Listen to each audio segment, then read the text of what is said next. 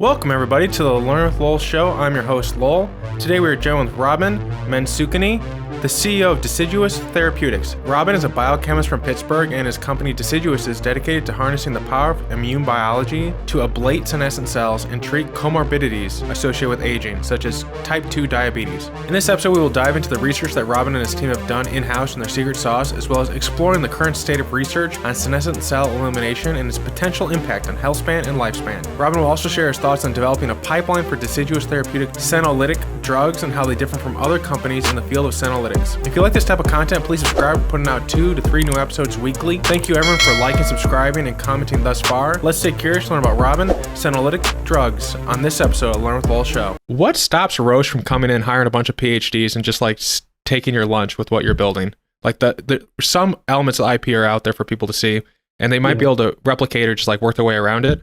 So I'm curious, like, what's your defensibility? Like, why does Roche not do that? Or giant conglomerate, insert name. Yeah, there's probably a couple reasons. I've never worked for a big company like that before, so I can't tell you all the inner musings. I would say, one, it's not always about the money. A lot of times about the expertise and the brain power behind it and the focus on that particular program. So, senescence removal via the immune system is our work. We understand it at a level that I think other groups, if they wanted to, it would take them a fair amount of time to catch up and actually fully understand it. The drugs you have to make, how they can activate the immune target, and then how to measure that and actually quantitatively prove out that it works. None of these things are trivial, and they're not things that you're going to give away in a publication. It's things that you just kind of, the lab and the group has a unique knowledge of these things. And even if I gave it to you on a protocol and said, here's how you do it, it still wouldn't, be trivial to replicate. And I know that because we've had to transfer the work from our academic partner lab to our own lab, and it was not trivial. So I think part of it's just in, the old idea that it's not about ideas, it's about execution over that. So I think that's one. 2, there's IP that's kind of in the way. So we have method patents around using the immune system, specifically natural killer T cells, to activate, specifically around using natural killer T cells to clear senescent cells to treat a wide variety of diseases. And then 3, we have a novel suite of drugs that carry out that process. So it's not to say that somebody else couldn't come in and try. Chances of success are probably not great because the internal expertise doesn't exist, and it takes some time to build that up. And it's hard to know if it's good enough until you're pretty far down the road.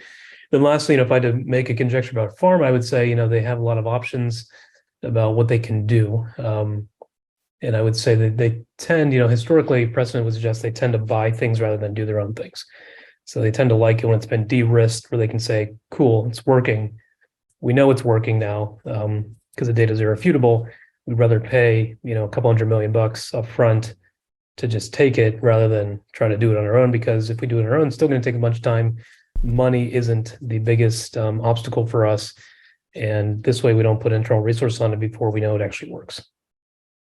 Yeah, I miss the days when we had like a Bell Lab so we could look to that, just doing innovative stuff and doesn't just buy things. Because I think of buying stuff for the most part, buying on companies and whatnot, is kind of lazy. If you have all those resources, like they could work out partnership agreements where, just their economy of scale, like the bench space, all these things that they can get because they have all that money behind them to keep their costs lower. Like if they took that efficiency and applied it with the mentality, like had like 100 Robins with a team about around them, and you get like equity sharing and stuff like that. I just imagine like just the explosion of potential there. But we don't really have Bell Labs anymore. It's my dream one day to build something very similar to that, because I think that people need to dream, and I think there's something to be said about, I feel like at a certain stage, companies just get a little lazy in that way, where they just buy versus build, and then it's like, what are you really doing?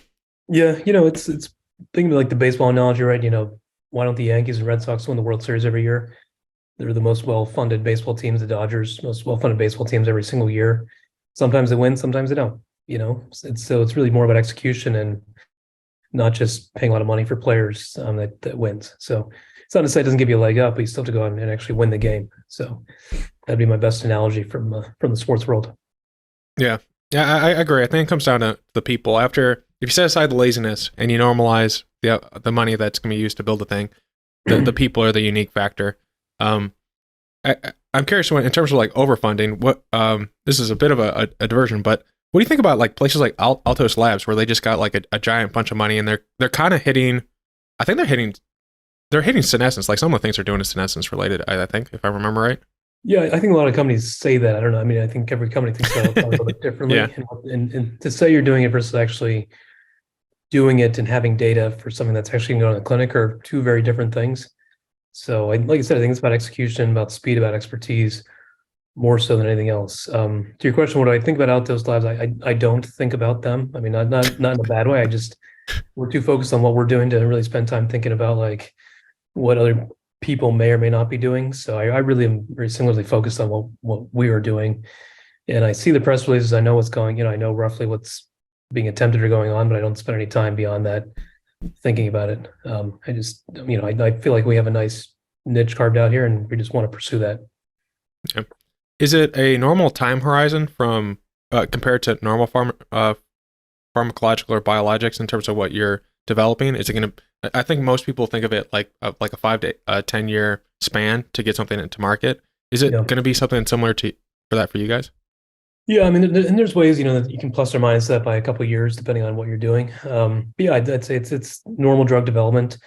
When there's some indications where you can get we get through phase 2 and because it's so rare, so there's such a high need, you can get accelerated approvals earlier. Orphan designations will allow you to jump the line a little bit, but you don't want to. Those are things that are kind of speculative right now for anybody. So I'd say it's possible to improve timelines under the 10-year horizon by maybe 20-30% at best. But there's always going to be challenges. Sometimes with patient recruitment with rare diseases, and that could also then bottleneck speed. So I'd say it's kind of a normal timeline for us as it would be for anybody. Advantages we have, we're not dosing our drugs very frequently, so the amount of the safety studies tend not to be as long, efficacy studies tend not to be as long.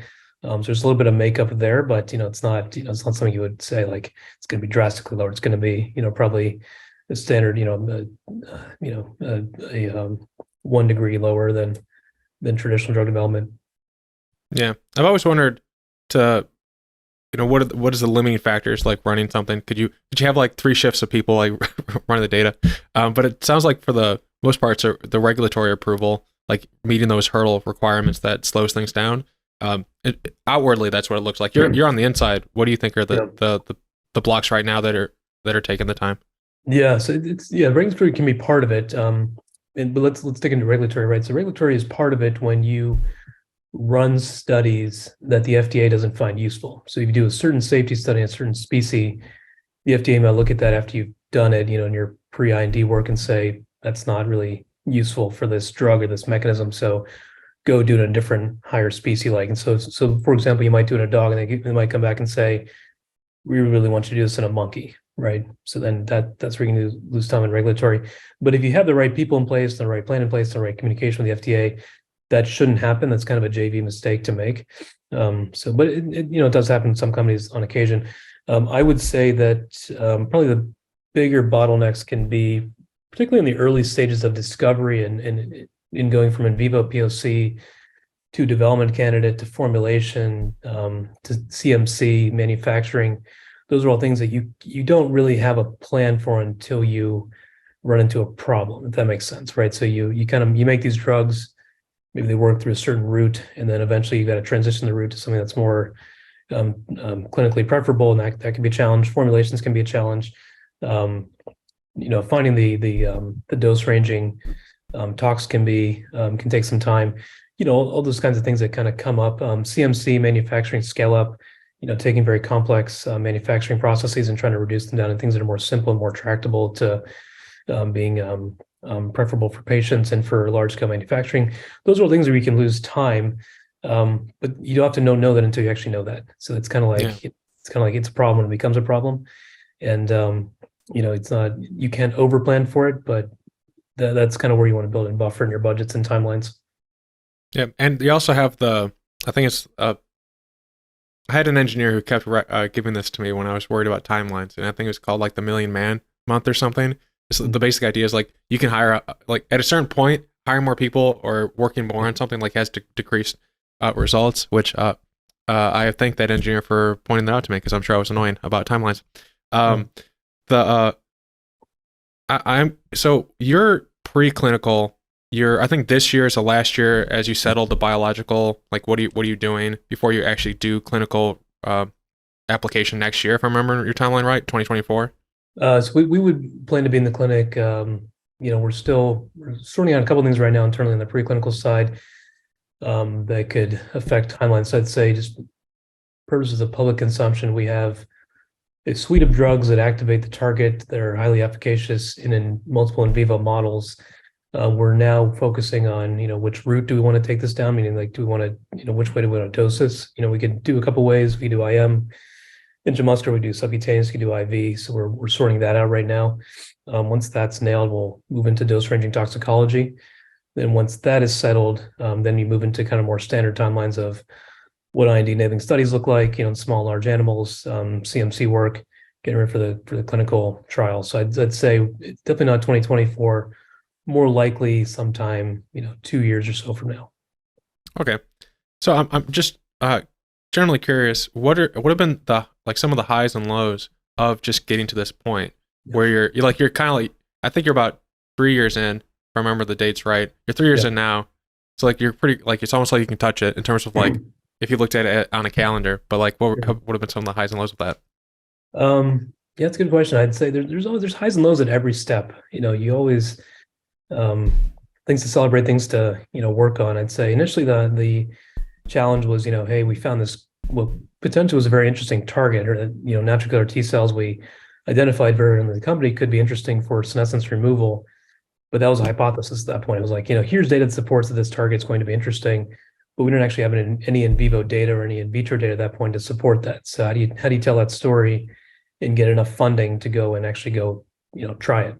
So I'd say that was kind of that was the early challenge was, there's something really cool here on paper, but it's paper, right? Mm-hmm. So then you move from that into, okay, now we, you take a prototype tool molecule, you get it to work. Okay, great. But the tool molecule has a bunch of issues, which is, what you would expect from a tool molecule. Can you go make your own molecules that, design out those issues? And that's not trivial, right? Because you got to make certain changes to the molecule. If you make certain changes, the activity might also go away. So we went oscillated on that for a little bit of time, solved that problem. After we solved that problem, it became around formulation and delivery routes. Didn't expect that was going to be a major hangup, but it was, it didn't end up being a major hangup, but it did take several months to sort that out.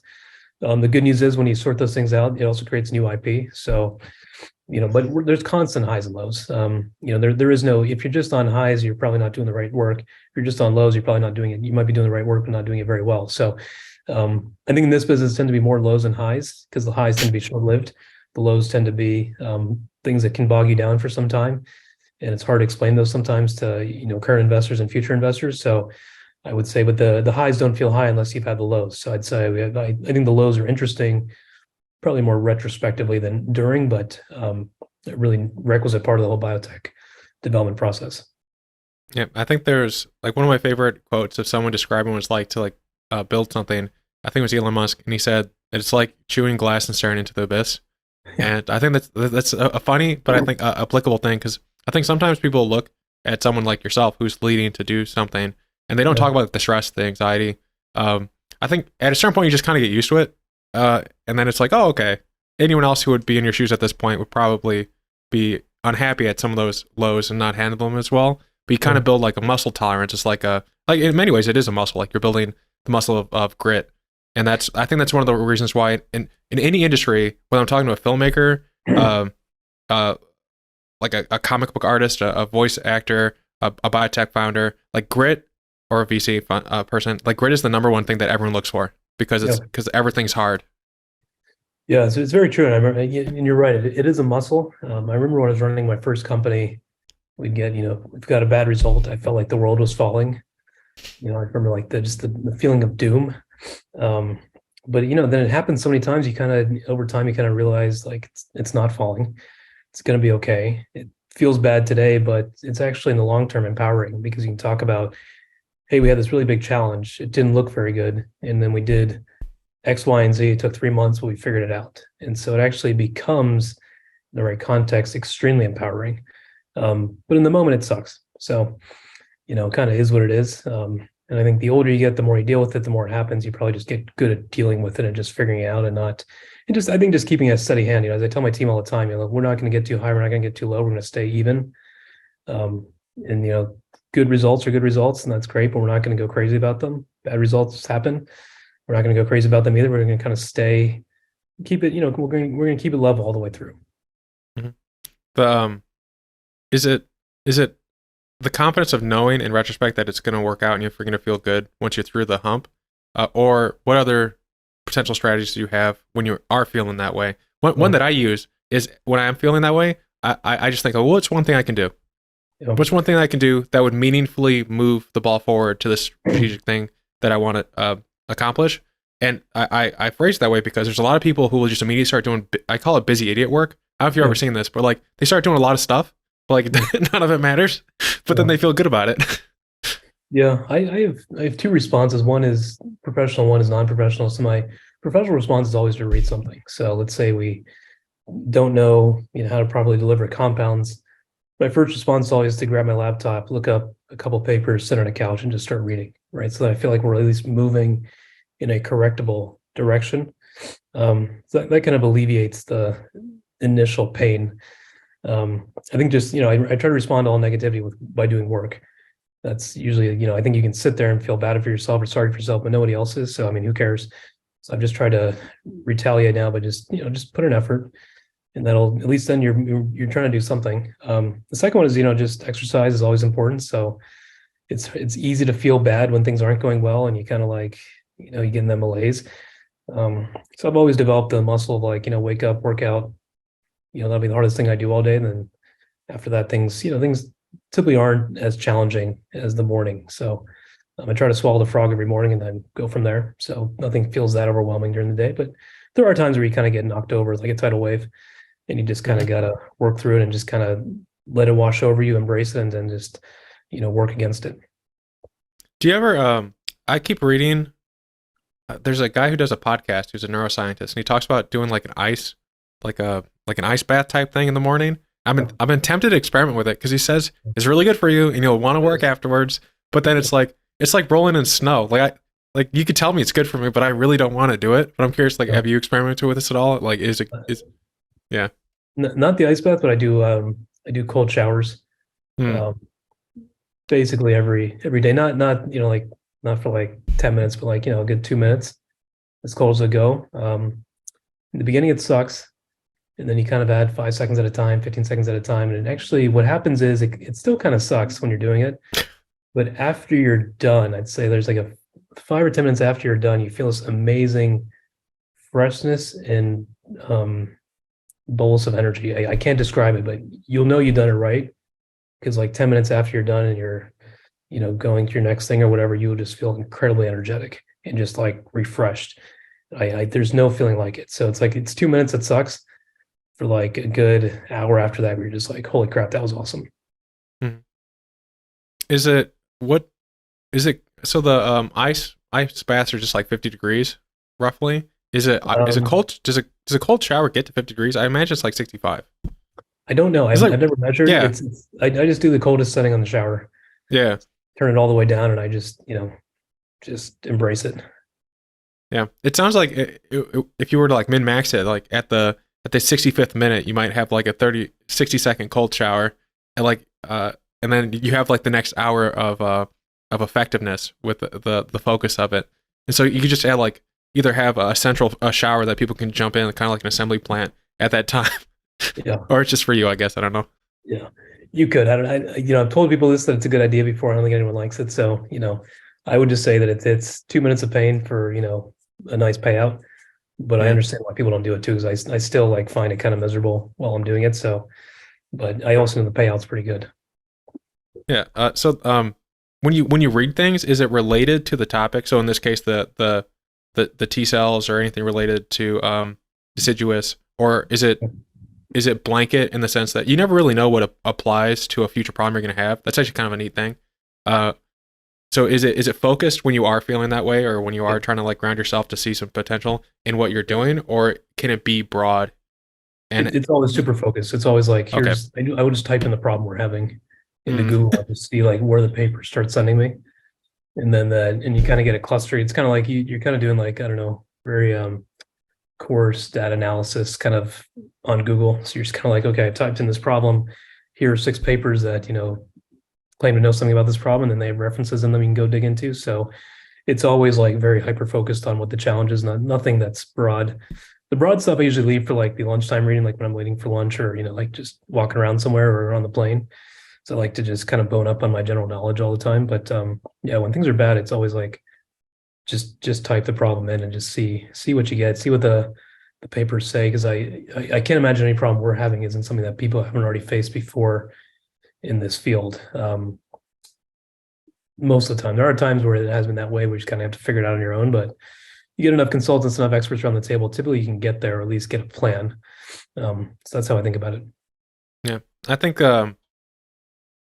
if you ever like find the well empty when it comes to the specific field that you're in, I found that like weirdly, if you look at tech or any other industry and you talk to someone, you say, "Hey, I'm having this type of problem," they'll give you a different perspective on solving it, which is really cool. That's just one of the reasons why I talk to so many different people and I advise so many different startups, because it's like you never like I was once talking to like a cell ag company and I gave them a strategy that I learned in like an esoteric machine learning technical more startup, and it's like in terms of like how they go about their business, it's entirely different, but then you apply it in a weird way and it's kind of fun.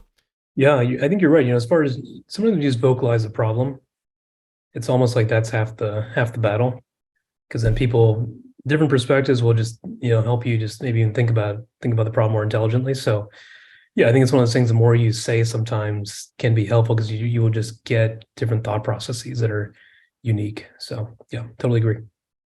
So I heard in one of your interviews that you like to be hands-on. And in fact, you said something to the effect of like you said it earlier in this talk as well. You say that in the beginning, like data looks good, but it's also like when the rubber meets the wheel, that when the rubber meets the road. You don't say this, 'cause, this is my way of like summarizing, but you also said that you're very hands-on. So I'm curious, taking this week in particular, the last couple of weeks, like what do you do? Like what does Robin do in a hands-on way? I'd say whatever needs to be done. So you're a small company, right? So you got to be nimble. You got to be open to growing your skill set. You can't say like, I'm here for this and that's what I do. It has to be, especially in a position like this, you have to be good or knowledgeable about everything.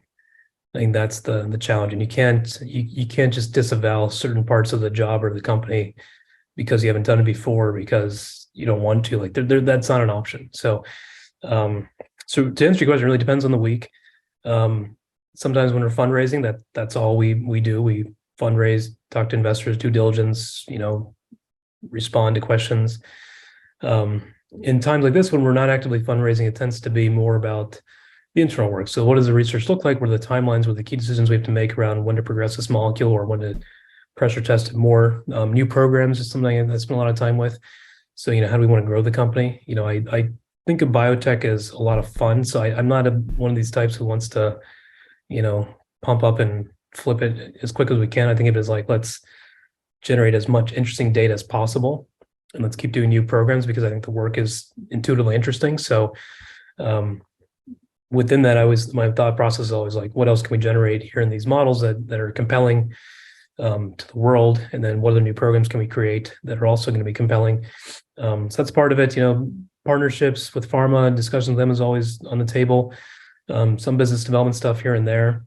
Spending time with the team just to see how they're doing, see how their growth is coming along. I've learned the hard way. I think you really need to understand every team member's why to make sure they're fully engaged. I think if you can get them inspired on their why, they tend to produce great work. They tend to be happy. They tend to, all the challenges with employees, especially in startups, can kind of be abated by understanding what they're really there for.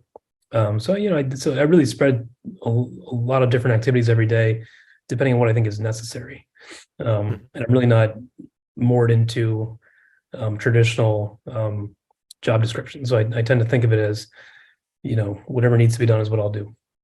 Yeah, and I think that's something that like very effective leaders spend some, like in the beginning when they get to know people, they spend a component of their time just aligning interest. Where I think a lot of times, well-meaning people that maybe haven't learned that ability yet they struggle a lot. And I have, sometimes they're like, oh, it's this person's fault because they didn't tell me. It's like, how much listening did you do? And stuff like that. And it comes down to like even hiring, like, are you listening to the candidates and stuff? Because more often than not, people tell you who they are. Like most people are not, closet sociopaths that hide who they are as they go through their lives. I think the goal is, you want people to be excited about the work they're doing, right? If you can get them there, they can get themselves there, then the results will follow. And it always happens that way. But if they're not excited about the work, it's 50-50 whether or not you see results. I try to spend time on that with everybody. Those things also evolve over time. People's considerations when they join on day one versus what it might be 3 years later after having a family, or it can change. So I think you have to be nimble and run towards their changes, and in your mind be open to the fact that what they were there for on day one may be different than what they're there for by year 3. So I try to stay close to that. The other thing is, one of the often complaints I hear about CEOs from other board members is that the CEO is like asleep at the wheel and they don't know what's going on. So I think part of it is like, I don't want them to ever say that about me. I want them to be like, so I am hands-on. I like to know everything that's going on. For that reason, I want to know, I never wanted to come across like I'm not sure what is happening in my own company. So, I try to have my ear to the ground as much as I can without trying to get in people's way. So that it's a delicate line to walk, but I think being informed, being knowledgeable is part of the job. Mm-hmm. And diving into the research that we've been kind of like hinting at so far, how do you focus on developing one to the end while also developing potential other opportunities with the data in parallel? Yeah, so let's think first about why you'd want to do this, right? So that there's one approach is, hey, we're going to do one mechanism, one drug, and that's going to be our company. The risk with that is that if it doesn't work, then your company is done, right? Just bluntly, that's what it is. So the downside of that, of then spinning out into multiple programs, is that, are you focused enough? Are you putting enough resources on each program to actually get results? So you have to walk that line, and it can be done. I would say you just have to think about it, very thoughtfully, and also be, if you're going to fail fast, right? That's the old adage. So for me, I try to stay on mission with the company. We're a company that understands how the immune system can ablate senescent cells very effectively in order to resolve disease. But that idea can be spun into multiple different immune targets if you think about it. There's not only one immune cell. We think there's one immune cell that really controls us, from the neck down, but it could be a different immune cell type in the brain. So you kind of stay on mission, but then you start thinking about how else can this platform be applied to different set of indications that our first program doesn't touch. So within that, then you got to think about what are the experiments and what the resources you need to get to the various go, no-goes along the way, and how much will it cost, how much time will it take, and then just have the guts, if it's not looking good, just cut and run, right? Because you don't want to sink time into it when it's not progressing. So that's how I think about it. But like I said, a couple minutes ago, I think it's intriguing, the work we are doing. So there's always more you want to do. It's kind of like if you go to a restaurant, you have a really good entree, you kind of want to come back the next day and have the next entree, right? It's like, there's this temptation to kind of, because you enjoyed it so much, you're like, we could keep doing this and this would be really interesting and we could keep looking at new targets within reason. At some point you get overstuffed, right? So you have to know when to cut it off. But like I said, I think this is kind of as a game, in that the work is so fascinating and so impactful that you kind of want to keep playing. You don't want to just hitch it on one idea and make that the only thing you do. I'm thinking of the time that Apple, when Steve Jobs rejoined, they had so much going on that they were like burning themselves into to the ground. Then he focused on 4 different quadrants of products. How do you know when to cut it off? Like, how do you know when, hey, this is enough? Maybe we reached like the local maximum for the team that we have. Yeah. I would say when the biology just doesn't cooperate, right? So sometimes, so I tell the team all the time, it doesn't matter if we fail because the biology doesn't cooperate, we can live with that. That's okay. If we're failing because we're not doing things properly, we can't live with that. So that's how I look at it, as, did we do good work to elucidate data that's real? If the data that's real says, hey, this is not a good idea, like this is not really impactful, fine. It sucks, but you can live with that. If the data we generate suggests that we didn't run good studies, then I've got a problem. Then we would keep going or find a different way to resource it or find more people to put on it or or whatever we need to do. But I think you have to get to an answer. It's kind of like any relationship, right? Sometimes you just want to know, like, is this going somewhere or is it not? But you just need to be very clear about, this way or that way, right? So I think if we can generate data and we know that the work was done properly, but the biology just isn't there, then that's fine. And then so jumping into the T cells themselves, I've been generally curious. So as we age, our immune system gets slower. I agree with you guys' approach in that, there are people that make things that go into the body to compensate for what the body can't do, but we have millions of years of evolution in our immune system. It's so intricate in what it can do. Just like mRNA vaccines just come in and like teach our body new things all the time, which is really cool. So I would imagine it's the senescent cells that build up that slow down the T cells, or what do you think gets them to the point where they're no longer functioning? And, in that vein, when you administer your a dosage, you guys talk about like you might have something like quarterly in terms of like, because it eventually goes back down. Why does it, in the sense of like a pluripotent or a Yamanaka factor, it doesn't like reset it back to like, hey, I'm youthful and alive. It kind of like gives them like a little shot of steroids almost to make them buff again, and then they have to like get that again. So I'm curious, like what do you think makes them go down? And then in a similar vein, it probably explains like why you need to like do it so many times. So let's break it down step by step here, right? So the idea is that in disease, the senescent cells start to accumulate. In our case, the natural killer T cells that we've identified as being responsible for the removal of senescent cells don't respond as actively or as proficiently as we need them to in the case of disease or senescence accumulation. So something is happening where the NKT cells, which would normally keep these senescent cells at bay, aren't able to respond at a level that meets the demand of senescent cell accumulation. So the question is, what is happening between the NKT cell and senescent cell connection that's dysfunctioning or becoming dysfunctional, that's allowing for the accumulation of senescent cells? So it's a couple things, and some of this is unpublished. I'm going to be educational without being overly specific, but there's a signal that senescent cells elicit, give off, that basically blocks the NKT cells from functioning as effectively as they should. So that's one. And so the solution can be, one, block what they are eliciting, in order so the NKT cells don't need to be stimulated but can still now see them. So whatever that mask they're putting over their presence is removed. The challenge with that approach is that their mask that they're using is not specific to senescent cells. That's also expressed by good healthy cells. So to target that specifically can be a challenge. So the approach that we use is around, we know that if you get enough NKT cells going, and you don't need a lot more, you need them to kind of just wake up and, as you said, become more buff. When we wake them up, we proliferate them. So you see kind of these basal levels of NKT function that when we drug them, they become 2 to 3x more active. So there's 2 to 3x more in the population after we drug them. And when we wake them up, they now have enough where that whatever the senescent cell is using to block them is overcome because of the volume of NKT cells we have now through the drug.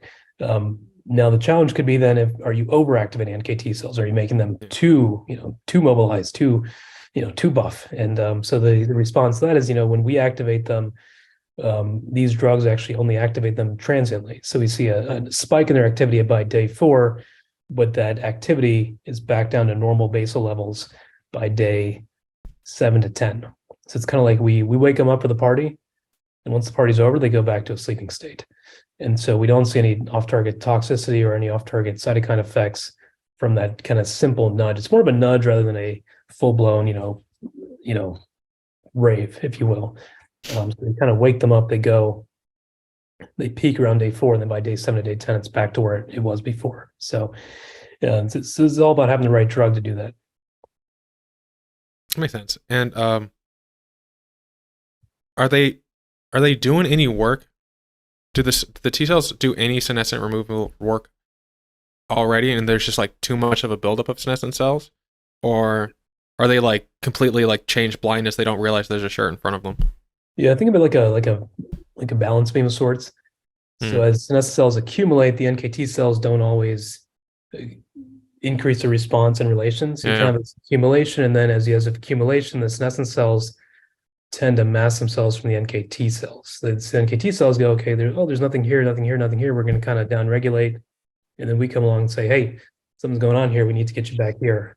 And so the small molecules that we've designed will do that. So it's kind of like it becomes a sort of some of a positive feedback loop where the accumulation is going up, and that accumulation almost makes the NKT cells even more energetic and actually suppresses them in terms of their volume. So we've shown some of the data sets we have that, in a metabolic disease model, the NKT cells in the animals that have metabolic disease are suppressed versus their age-matched controls. So they've basically been reduced and they need to be increased.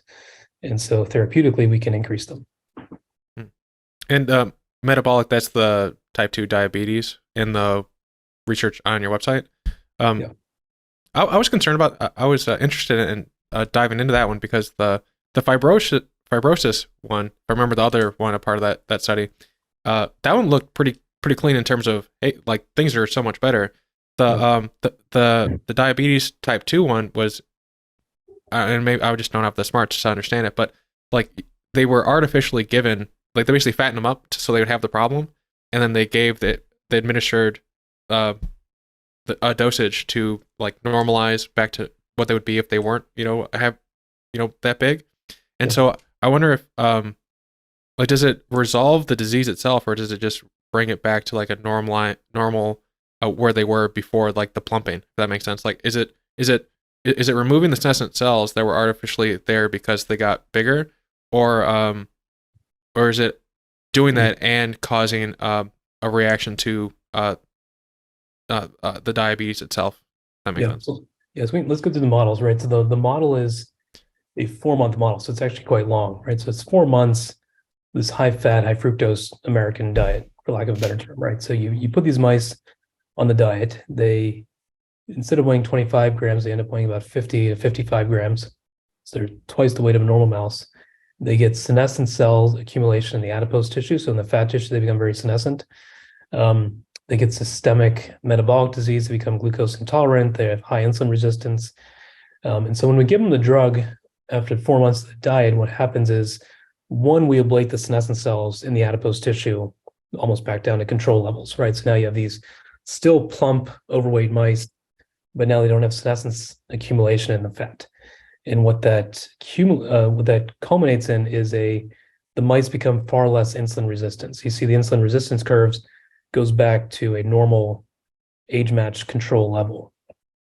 And what that feeds into is then when you give the mice a bolus or a challenge of glucose, they can then metabolize that glucose as though they were normal, healthy mice that were half the weight. So the mice don't lose a lot of weight on this approach. They lose a small amount of weight sometimes, but it's not driven by weight loss, which is probably the more realistic view on human disease.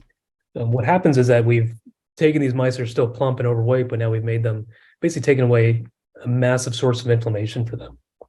And when we do that, they become very much more capable of actually metabolizing glucose.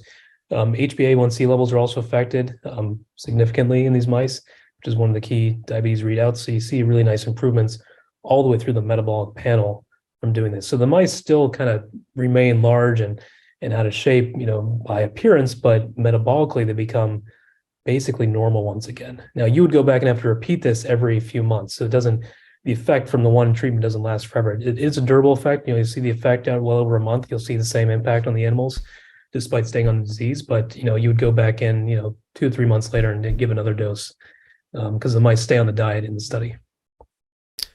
Would there be any difference in if there were mice that were specifically bred to have diabetes versus that were artificially given diabetes in terms of the effect of the Yes, we actually have published before in a different study where we do type 1 diabetes mice. So these are what are called NOD mice, non-obese diabetic mice. These are like type 1 diabetics. So type 1 diabetes is different than type 2, right? So type 1 is typically genetic or typically has, a juvenile component to it where people will, they lose their ability to produce enough insulin to meet glucose demand. Type 2 tends to be more lifestyle induced, right? Tend to get it when you're older, in your 30s, 40s, 50s, 60s, where you are, because your lifestyle, typically you don't you have too much glucose and your insulin production isn't enough to meet the needs. So it culminates kind of in the same way, but one is kind of, I'd say, kind of faultless type 1, and then one is kind of, typically through lifestyle, which is type 2. So in type 1 mice and the NOD mice, what we've seen with a different approach is that if you remove, the beta cells also become senescent in those mice. And if you remove the senescent beta cells with a senolytic or with an NKT approach, you can actually prevent those mice from progressing towards type 1 diabetes. So it's more of a prevention strategy in type 1 diabetes when it's transgenic and more, kind of bred to be that way versus one where you induce it via diet. That's interesting. Do the T cells, or does the body in any way respond, other than the positive ways we're talking about, to these interventions, in the sense that do they ever get like any resistance to it, if that makes sense? Yeah, they can be if you dose too frequently, there can be resistance. Okay. Now the beauty of it is that you don't need to dose very frequently because the potency is so good. One, and then two, because when you remove senescent cells effectively, they tend not to repopulate for about 6 weeks. So biologically, it takes about 6 weeks for a cell to go from cell cycle rest to actually becoming senescent. And so if you remove them all on, say, day 0, you typically, and then you continue the diet or the injury, whatever it is, it typically will take about 6 more weeks for the cells to actually come back and have a presence again. So when you're using the right mechanism, it's very powerful because you don't need to dose very frequently. And if you did, it probably just, you're just kind of, it's like hammering at a wall that's already been knocked down. So you have to wait for it to kind of build back up again and then go again. So nothing that you do affects the T cells where they're made. It's kind of like as they're in transit that they get like this boosting to their thing. So it doesn't affect like their production. If that makes sense. So it's not like the way I think of it, it's like if it, in my mind, I guess you could probably do it in both ways. I'm not a scientist, so I just ask questions. But the if it was administered to the T cell where it was being made, and maybe it affected the way it was made moving forward, maybe they would stop. Maybe because I imagine it takes more energy and all these other things. And at a certain point, nature likes to have some type of homeostasis in terms of how they do things. Yeah. I'm just kind of wondering if there would be any way for the T cells, whether where they were being made or in transit, which it sounds like how you do it now, where they would actually start not be like they get resistant to the steroids, I guess would be. Yeah, I mean, I think the T cells also kind of cycle through, right? So like the T cells you activate the first time won't be the T cells you activate the second time. So, you activate a small portion of the tissue resident natural killer T cells. They wake up, they do a job, and then when they're done with the job, they downregulate and go back into a resting state. And then eventually the next time you stimulate, you're probably not stimulating the same NKT cells, it's probably a different one. So you don't need a lot of activation of NKT cells to see an effect. It's more like like I said, it's kind of like they're lightly blindfolded, and you just kind of need to nudge them in the right direction. So what I'll keep coming back to is when you understand how nature intended for this to happen, the biology tends to work itself out in a pretty elegant way that no human can actually control or needs to control. And that's the difference, I think, between our approach with immunotherapies versus most other approaches, which are more artificial. If you think about it, it's more like typically you're going to block a kinase, block a receptor, block an enzyme, activate any one of those three, and you see an effect. This is just saying, look, like these cells are already there. They already know what to do. We're just going to give them that little nudge they need to overcome the hurdle of not seeing the senescent cells. When they downregulate, do they remember to see them? They don't forget because they have a mechanism by which they recognize each other. But I don't know if it's I don't know how the memory capabilities of the cells in this case I think are not relevant just because they have receptors on their surface that recognize the corresponding receptor on the senescent cell surface. So like I said, it's more about I think just knowing the cell type to activate it and to be able to drug it specifically, which we can do. Yeah, I was wondering if you drug them, they act in the area that you want them to act in, but then when they get downregulated and get filtered somewhere else, if they are then brought online in the future, if they don't start doing a little bit more shoveling for the senescent cells, and it's not, how do you even test for that or watch for it? I'm just kind of curious. Yeah, I don't know either. It hasn't come up as a need yet in any of our studies, but yeah, I think probably the core question is how frequently do you have to stimulate them, and it looks like the result will be every 2 to 3 months you'll give a dose of the drug. Yeah. And then So I know several people that at a certain point when they age, they get put on drugs. Well, they get on one drug, and then they're given another drug to counteract the side effects of the first drug, and then they're given a third drug to counteract the side effects of both those drugs interacting. And so, what concerns are with that type of, I don't know, hurricane of things that happen to the people, unfortunately, with what you're developing? Yeah, that's a good question, right? So the question is, if they're already on a drug for pulmonary fibrosis, we put them on this. Do they interact and really cause havoc in a 1+1=4 situation? Yeah, so it's a good question. It's kind of actually an age-old biotech question. I look at it as, your drug needs to have monotherapy efficacy, right? So this idea that you can do a combo therapy, and because of this drug, because of the existing drug, you add a new drug to it, and then the two drugs together is better than any one individually. I don't think that plays in long term. I think you need to be able to stand on your own and have efficacy by yourself. And the goal is to have this approach replace, not work in combination with other drugs. So we think in our model so far in the data we published that it shows that as a monotherapy, it can be incredibly effective. If it ends up having to be a combo therapy, I think that could be a challenge. Depends then on the indication. It gets very specific as to what the challenges could be. We don't see a ton of interaction yet, because the one is we can activate our target very, very specifically. It's got a unique receptor that we can act on. And two, it tends to be a single dose, a low dose, and very transient. So I don't anticipate that being an issue if it ends up having to be combo therapy, but that's the kind of thing where you'd have to test it to know for sure. But also the pathways that we're using are very different and unique from the pathways that the current standard of care would use. So I don't think that's going to be a huge issue for us if we come up on it. But like I said, I think for success, I think you need to be monotherapy efficacy and not rely upon, something else boosting your efficacy. Yeah. Outside of efficacy, I was wondering in the terms of, like, if you were being treated for something going on with your kidneys and you're targeting, the lungs, and they're not like the kidneys are not designed to do anything with the lungs. So it's not like the dual, they're just kind of like in the body at the same time. How do you account for that? Sorry, say one more time. Yeah, so like if this is a stupid question, you just let me know. But like if instead of like having like your drug and another drug administered to have the effect that you want in the lungs, for instance, if you instead had like a person was having kidney problems, so I'm taking a drug for my kidney, and then we're also doing stuff with my lungs at the same time, just happens to be going on, and I'm taking both drugs at the same time. They're not enhancing each other. They're not designed to enhance each other. I'm just happen to be on them. Then how is that studied? Yeah, it's a good question. I think it's probably studied first by themselves to see if you set a baseline, right? So this drug, our drug, the NKT activator, does this as a monotherapy. And then you look at the other drug and goes, okay, that's a kidney therapy. It does this by itself. And then you try them together and say, okay, what's different now in the biomarkers in the safety biomarkers of relevance? That's how you would study it and think about it. Beyond that, I think you probably think about clearance, right? So most of these drugs are probably actually cleared through the kidney. So that's typically like renal or hepatic clearance is pretty standard for most of these drugs. So I think that's probably where you'd see something unique if you saw anything at all.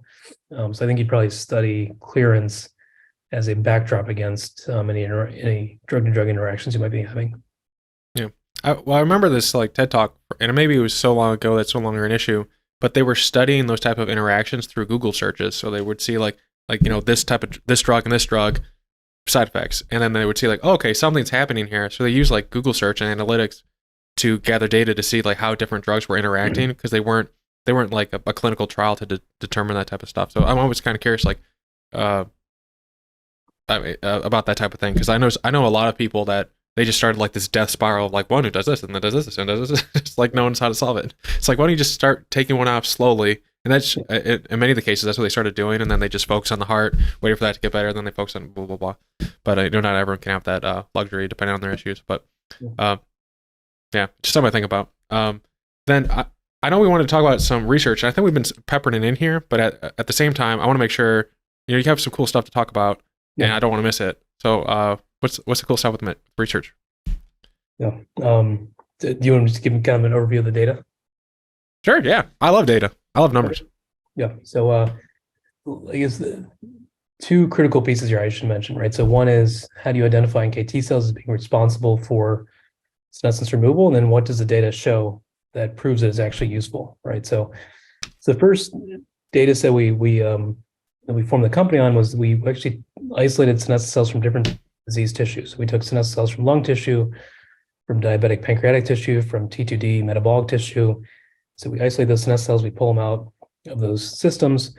And then we did something called single cell RNA sequencing to basically look at what they're expressing that's unique, right? So you want to understand their transcriptional expression profiles and see what's different about senescent cells from disease tissue versus normal healthy cells from the same tissue. And what we learned was that these senescent cells from disease tissue tend to overexpress a surface receptor called CD1D. And CD1D is interesting because CD1D is typically known because it's a type of antigen presenting cell. But what's interesting about it is that antigen presenting cells basically do exactly what it sounds like, and they take antigens, they take kind of disease molecules or something, right? And they express and they present it, right? They kind of say, here's something I found that's interesting, that's pathological, and we're gonna show it to a certain immune cell type or certain other cell type of interest. What's unique about CD1D antigen presenting cell types is that they only show antigens to NKT cells. So it's this very high fidelity immune marriage. So it's basically like they're like penguins. They only talk to each other, right? So these CD1D APCs pick up these antigens and they go, okay, I'm only going to show this to a NKT cell. That's my only interest, is I'm only going to talk to that NKT cell. And so when you understand that CD1D is upregulated on senescent cells, the first connection you make is there's something with a natural killer T cell here potentially in play. And so we knew that when we started the company. That was kind of the first. I was like, okay, there's something here with the immune system that could be interesting. So that was step one. Step two, which has been even more exciting, is so what happens when you reactivate these NKT cells? Because we know the NKT cells become allergic with time and with age and with disease. And so what happens, as I said before, when you have these senescent cells accumulating, and so if you reactivate an NKT cell, what happens?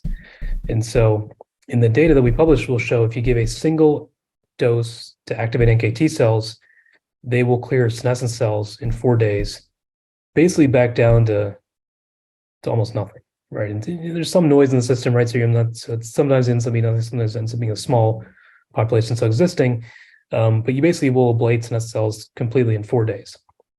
And that's from a single dose. Now, the reason it actually matters is because when you do that, it resolves disease too. So it's not about activating NKT cells, not about removing senescent cells, it's about what happens to disease endpoints that are tractable to the clinic and indications that matter.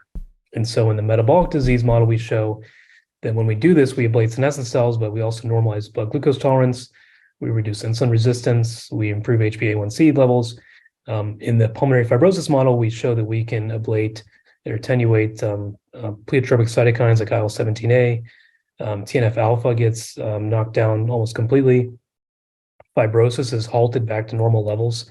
So we see it either is stopping or reversal fibrosis. It depends on how you interpret the model. So I'm comfortable saying you can halt fibrosis. And some people might look at it and say you can actually reverse it. But you see like a complete shut off of fibrosis in these animals that are, would normally either die or develop severe fibrosis, at that time versus control levels. So that's what happens with a single dose. That's ultimately why I was saying, when you follow nature, understand that senescence is driving a number of diseases. If you can cut that off and remove these cells, the effect and the impact is really quite striking. So it's not just a more efficacious way to think about treating diseases. It's also a different pill regimen where you're talking about a single dose every couple of months versus taking 3 to 6 pills a day. So that's how it shifts the paradigm for different age-related diseases. I can see how it'll affect healthspan, which I assume will have some effect on your lifespan, because if you're living healthy, you probably will live longer. Yeah. Is there a part of these studies, to the extent you can talk about it, are there effects in terms of the lifespan of the animals as well? We don't study that just because it's not relevant to any clinical study we want to do. So we haven't looked at that yet. The data would suggest yes, based on other people who've removed senescent cells with other approaches, you show kind of a 10% improvement in lifespan. But truthfully, there's no study in the clinic that actually tracks to lifespan or even health span yet. So it's just not something that we put resources on. We focus on things we actually can do in the clinic that are tractable. What you're mentioning is interesting and compelling, but you've got to pick your poison on how you want to deploy your people. So we try to focus on things we can actually do in the clinic, not things that are just interesting to talk about. Are the are bioaging clocks, the stuff that people are developing with biomarkers, are they not useful in the clinical setting? I don't know if they're validated yet. I think that's the issue, right? So it's preclinically interesting, compelling. It's all the things you'd want to talk about over a beer and coffee with anyone in the field. But I don't know if the FDA yet has recognized it as being clinically validated. And so I think that's we'll wait for that to happen.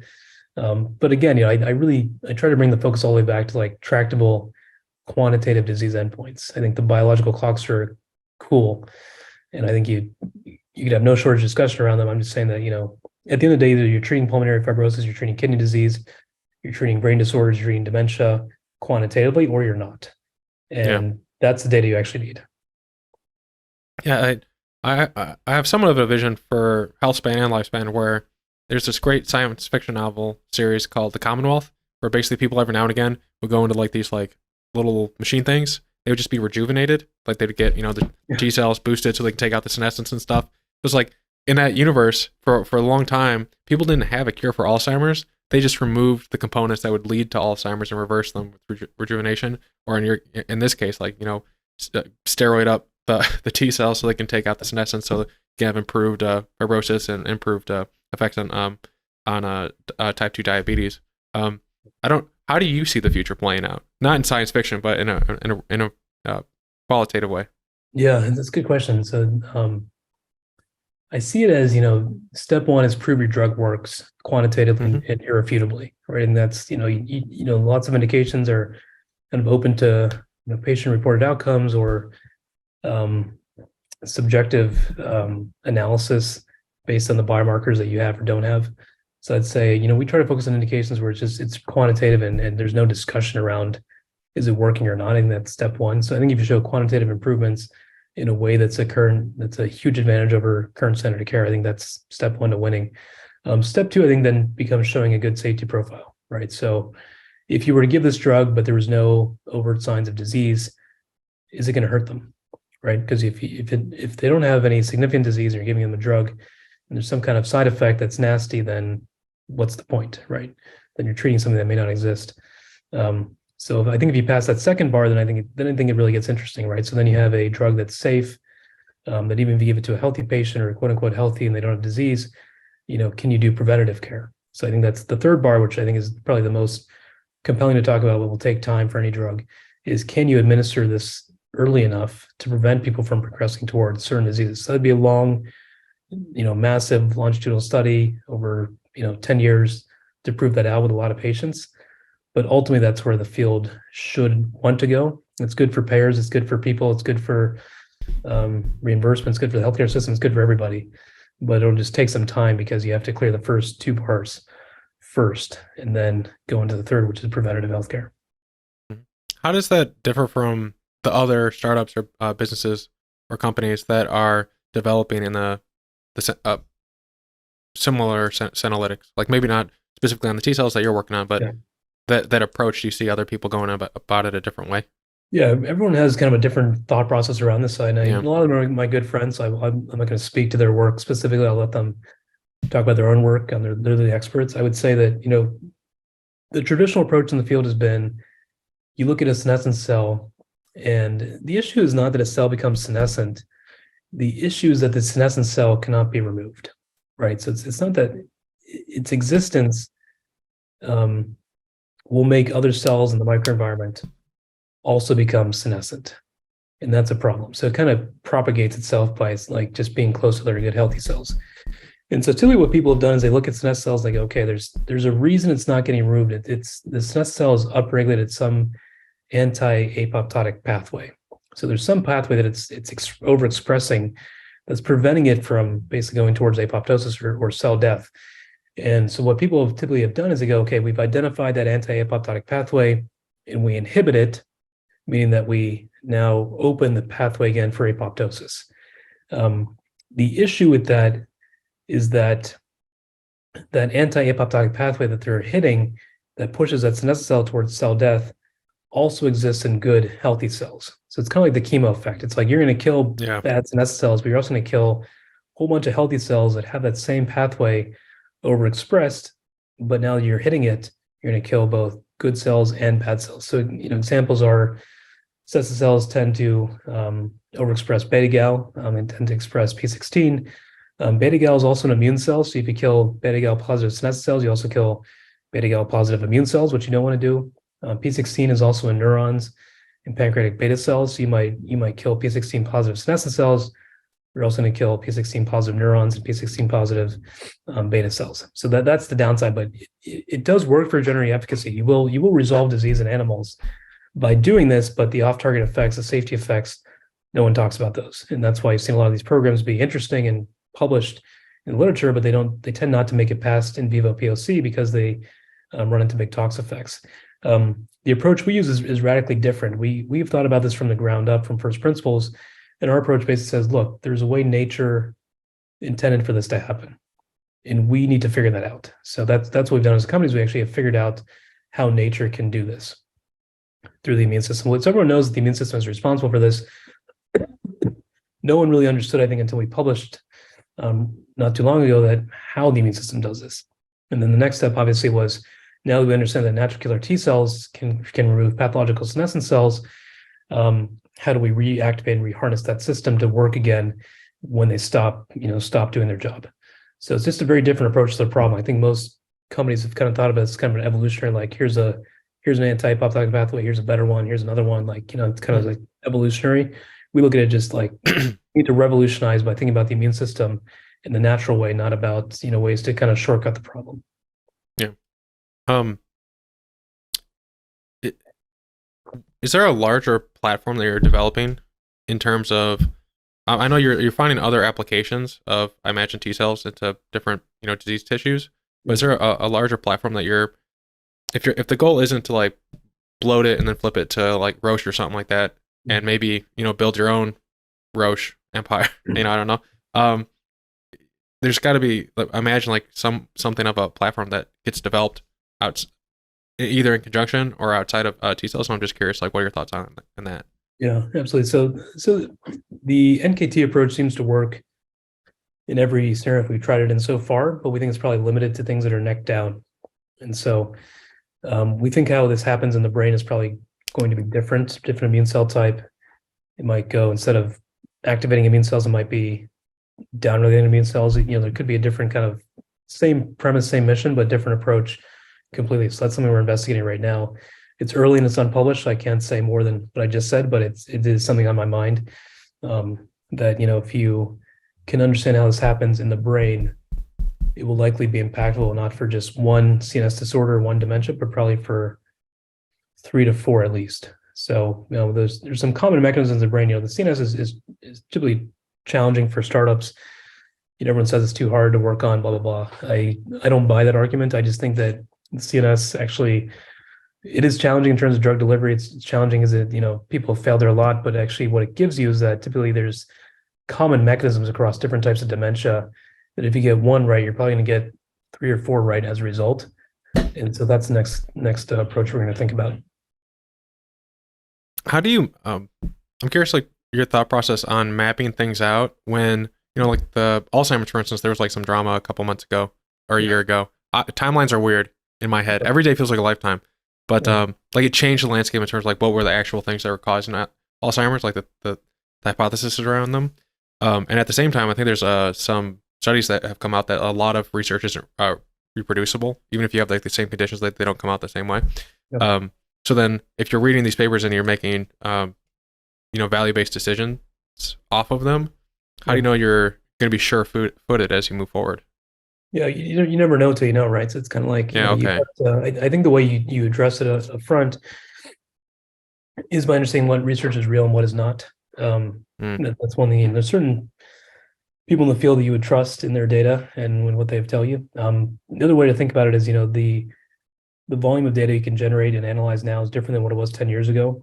So you can do single cell analyses of dementia patients right now, and that'll tell you something that's, you look for common trends where it's not, I think part of Alzheimer's, part of the dementia challenge, has been a lot of it's based on behavioral assays that are quite subjective in PROs, or patient-reported outcomes. And so you have kind of this inherent noise in the system already. And so we don't look at it that way. We look at it as like, here's data from actual patients. That's biological data, not somebody that said like, I feel better because I took this sugar pill or this, Alzheimer's drug. We look at, single cell data from actual patients who are confirmed to have these diseases. And we look at what's different in them versus what's different than a normal patient that's, half the age.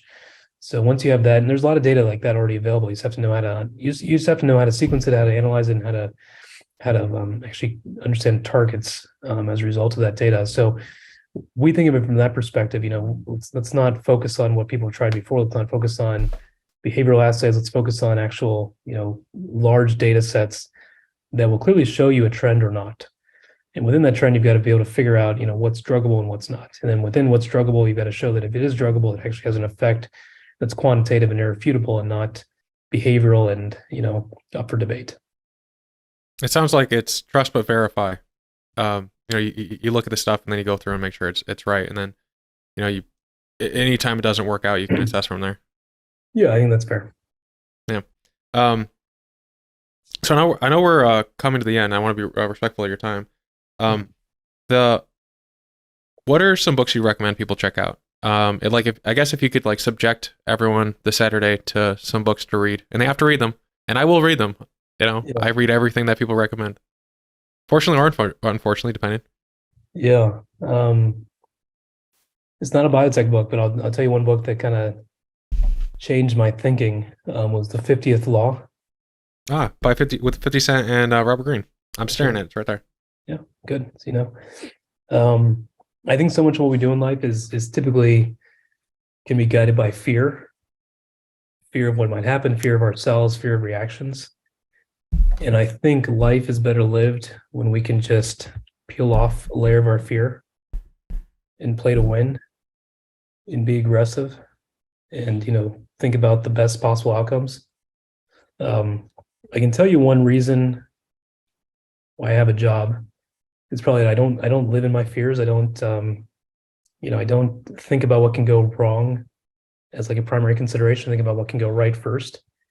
And that book is something that just changed my thinking. I think I read it sometime in like 2011, 2012, something like that. So it was before I did my first startup, actually, before I led my first company. And I realized, at that point, as in private equity, I'd be kind of inhibited by fear, by, like, here's all the things that can go wrong and not go well and blah, blah, blah, blah. And here's why it's not going to work. And I read that book and I was like, oh my God, like, I've been wasting years of my life thinking about what's not going to go well rather than just, inventing my future versus predicting it. And so, the 50th Law is all about like disavowing of your fears. It's really powerful. So it's more of a mindset shift book than anything else. It's not nothing to do with biotech. But I think once you unencumber your mind, it's pretty incredible what can actually happen. So, I think honestly, the reason I have a job is because I think I see a lot of people in the world and a lot of people in the biotech world, and non-startups are in big pharmas, and they're just, half of their lives, half their thought process is kind of ruled by fear. And so I think once you can disavow that, I think you can go the best version of yourself. Have you read The Meditations by Marcus Aurelius? It's kind of a continuation of the concept. No, I haven't. I will check that out. Yeah, there's a specific version.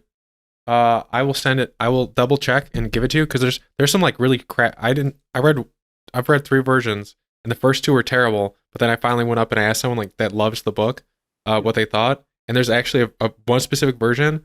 And it's great because it gives you the context, like what logic and and different things mean to philosophers back then. Like philosophy now is not like self-help at all. It's more about like what are the cosmos. But back then, philosophy also was involved directly with like how good your life is. But basically, I'll send you a very specific version of the book. Awesome. And for everyone else, you can check it out in the show notes. So I this is kind of a new thing, and we'll guinea pig you and see if it's good. But so basically for the last like hour and a half, I've just like kind of we've been somewhat drilling you with questions, and so I talk to a lot of people, and I think it's only fair. Like, is there a question that you have, and is there a specific person you love to answer it? So it could be a realistic question, it could be a realistic person, I'll probably tag them or have them on the show and make sure they answer it. It'll be the first question I ask if I have them on. Yeah. I hadn't thought about this yet, so give me a second. Yeah. I haven't asked anyone this question before. So I'm probably not even asking very well. Yeah. I would say the first thing that comes to mind is I'd want to understand from somebody who has done, let's say, has 10 plus INDs under their belt. So they basically contributed to drugs getting into the clinic. What are the top 2 reasons why drugs succeed in the clinic, and what are the top 2 reasons why they fail? Sweet. If there's anyone in who's listening in that either has that answer or wants to come on here and talk about that, we have one person at the very least, and many other people that would help as well. Any startup looking to kind of map out what they're going to be doing, that'd be very useful for. Yeah. And then the last thing is, are there I don't think you have a newsletter or anything. Like, there's not a really good way to stay up to date other than just check your website every now and again. Yeah, we try to update the news whenever there's something to update on. We try not to be overly newsy, so we kind of, I think, probably do 3 or 4 updates a year. Yeah, so we probably won't publish again until we're in the clinic. So I probably won't be sharing any more data publicly on the website. But there's always data we can share with trusted folks as we move into the next stages of the company. So it depends. If you're curious about the work we do, feel free to reach out. There's a general mailbox online, and so we try to respond to everything we get. If you're a scientist and you're curious about the work we're doing and want to invest yourself in a startup and really see kind of the inner workings of it and do some really important work, will always be positions coming up in the future. I think we're full for the moment, but we always like to get resumes, and as we grow the company and grow the programs, we'll look to make a couple hires this year, probably by Q3, Q4. So just we're always looking for ambitious people to come and join us. And then if I can get a bonus question, with your background in private equity, I have found that most science-based founders are really bad at managing investor relations. How do you think about managing that relationship?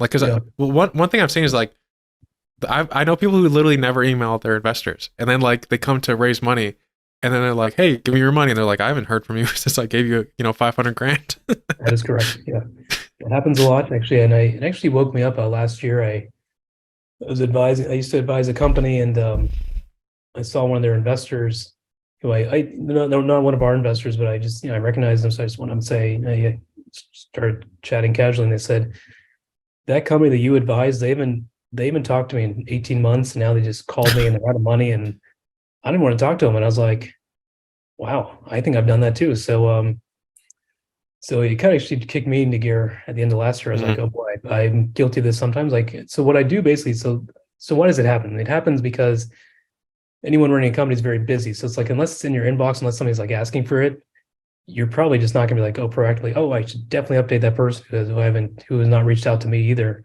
or asked for an update recently. So it's like not top of mind typically. 2, we send out a newsletter, and then that newsletter we always offer like, hey, or we offer an update to investors once a quarter or so, and we say in that update we say, here's my link. If you want to schedule some time with me to get a formal update and sit down and look at some slides, happy to do it, right? So some investors respond to that, they jump all over it. Some investors, say, okay, don't read the newsletter. Some of them don't respond, whatever. So you kind of like, so it's very easy to lose those investors and kind of not proactively try to engage them. But that experience last December actually woke me up very significantly. And this year I came back to work and I said, I'm going to reach out to every investor I haven't spoken to, let's say in more than 4 months. They're getting an email from me. I'm going to tell them the progress from me directly. I'm going to offer to meet up with them and show them slides whenever they want to, or whenever we can find a good time. So that actually woke up a couple of investors that I haven't spoken to probably in over 6 months. And they were like, yeah, it's good. We love to get updates. It's our investment. So yeah, we always want to know what's going on. We don't want to waste your time. And I said, it's not a problem. I'd like to talk about the updates because eventually I'm going to explain this to the outside world anyway. So I'm rather just sit down with you and do it. It just takes a lot of time, especially, you raise more money, you have more investors to think about. So everyone takes, probably a couple hours to sit down with and prepare for and make sure that they're getting what you're telling them. So it is a time investment, but it is worthwhile. So I'd say it's something that I only recently woke up about myself. But once I did, I saw the value in it very quickly. Yeah, it's an obvious thing, and it's an honest thing to make a mistake on. Even with your background, I would have thought like, oh wow, this guy wouldn't have this problem. Like, he knows, like, give the information. But even with like, I think that it's a good thing you had the problem too, because then other people who are listening can be like, okay, good. It's like if Arnold Schwarzenegger, doesn't work out for a day or a week, it's like, okay, like people are human. And that's a good thing. Yeah, it's not intentional. You just gotta, it's one more thing to add to the list of things to do. So it's just kind of, that's why you lose track of it. Yeah. Do you just update them, or do you proactively let them know that things that you're struggling with and need help on? I try to do both. I try to just, try to show them what's new since we last spoke. And then I go, you and I have been asked for your investors if it's relevant. So I'd say, here's something I could use your help on. Yeah. So it's kind of bifurcated, right? So one is, here's what I can use your help on here. And then there's a second set of like, here are things that we're working on next that you can't help with, but just FYI, here are things that are our next milestones. Yeah. I think that sometimes people only say the good things. Yeah. And then when something bad happens, they're like, well, I thought things were good. They don't, like, you're the one people, 18 months, nothing bad. You assume things are well, and then, fire from the sky. I think letting people know the struggles endears them to you and wants to, I mean, imagine an employee that never told you, the fire behind the door. Then you open the door one day and just in your face, like, you're probably like, oh, I'm not very happy about this. Yeah, that's one I got woken up about too recently. Is as a CEO, you don't want to go to your investors and say, here are all the problems we're having, because it doesn't sound good, doesn't feel good. But I also learned the hard way that investors do want to hear about the problems. They do want to know everything. They don't want to be, kind of just looking at the roses. They want to they want to know the thorns are too. And so I learned that lesson, significantly last year as well. Because I used to go kind of in the more, here are the roses and let's not talk about the other stuff because you can't help me with it.